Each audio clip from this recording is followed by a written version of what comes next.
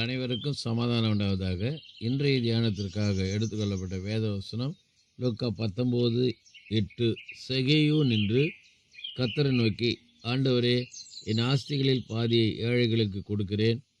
நான் ஒருவனிடத்தில் எதையாகிலும் அநியாயமாய் வாங்கினது உண்டானால் நாளத்தனையாக திரும்பச் செலுத்துகிறேன் என்றான். அல்லேலூயா. ஒளியானது உள்ளத்திற்குள் வரும்போது அங்கே இருட்டுக்கு வேலை இல்லை.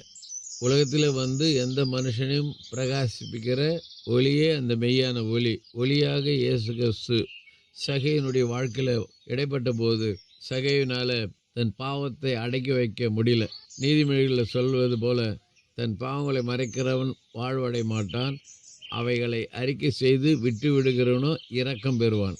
பாருங்கள், பாவத்தை அவனால் அடக்கி வைக்க முடியல, உடனே அறிக்கை செய்கிறான். இயேசுவாகிய ஒளி அவனுடைய இல்லத்தில் வந்த உடனே அந்த இருட்டு, பாவ இருட்டு விலகி போகிறத நான் பார்க்குறோம். அந்த ஒளி வந்த உடனே சொல்கிறேன் பாருங்கள், என் ஆசிகளில் பாதியை ஏழைகளுக்கு கொடுக்கிறேன். நான் ஒருவனிடத்தில் எதையாகிலும் அநியாயமாக வாங்கினது உண்டானால் நாளத்தனையாக திரும்ப செலுத்துகிறேன் என்றான். ஏனென்றால் இவன் வரி வசூலிக்கிறவன், கண்டிப்பாக லஞ்சம் வாங்கியிருப்பான்.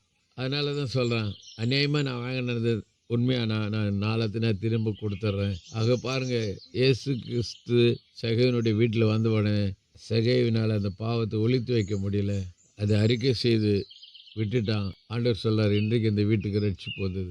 ஆக இந்த வசனத்திலேருந்து நாம் கற்றுக்கொள்கிற சத்தியம், நம்முடைய பாவத்தை நம்ம அறிக்கை செய்து விட்டால் தான் நம்ம இரக்கம் பெறுவோம். பாவத்தை அறிக்கை செய்து விட்டுட்டு அதை பின்தொடர்ந்து பாவத்தை செய்யும்போது அங்கே இரக்கமே பெற முடியாது என்பதில் திட்டம் தெளிவாக நம்ம அறிந்து கொள்ள வேண்டும்.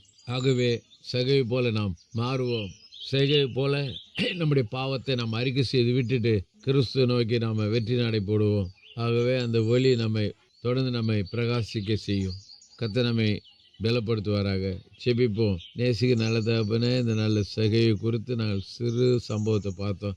நீர் அவனுடைய வீட்டுக்குள்ளே வந்தபோது அவனால் பாவத்தை அடக்கி வைக்க முடியல, அறிக்கை செய்து விட்டுட்டான், ரட்சிப்பை பெற்றுக்கொண்டான். ஆக நாங்கள் கூட ஆண்டவரே, என் பாவத்தை நான் மறைக்காமல் அறிக்கை செய்து விட்டுட்டு இரக்கத்தை, கிருபையை பெற்றுக்கொண்டு வாழ கிருபை செய்யுங்க. இயேசுவின் நாமத்தில் ஜெபிக்கிறோம் நல்ல பிதாவே, ஆமென். நம்முடைய கர்த்தரும் ரட்சிகருமாகிய இயேசு கிறிஸ்துவின் கிருபையிலும் அவரை அறிகிற அறிவிலும் வளருங்கள். அவருக்கு இப்பொழுதும் என்னென்றைக்கு மகிமை உண்டாவதாக. நம்முடைய கர்த்தராகிய இயேசு கிறிஸ்து கிருபை உங்கள் அனைவரோடு கூட இருப்பதாக. ஆமேன், ஆமேன், ஆமேன்.